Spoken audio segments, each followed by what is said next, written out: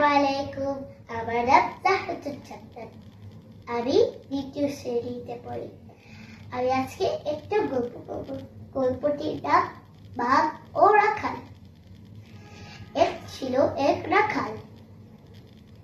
ওই রাখালটা গরু চড়াতো।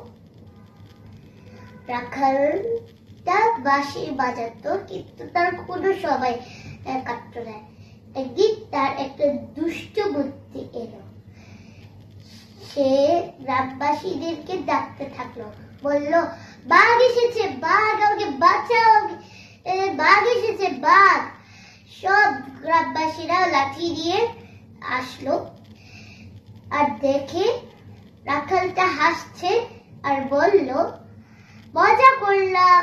দ্বিতীয় দিনে সে একই কাণ্ড করলো।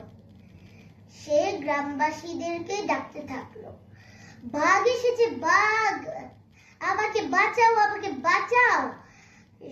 সবাই এসে লাঠি সোঁটা দিয়ে আসলো, দেখলো রাখালটি হা হা করে হাসছিল, বলল, আমি মজা করলাম।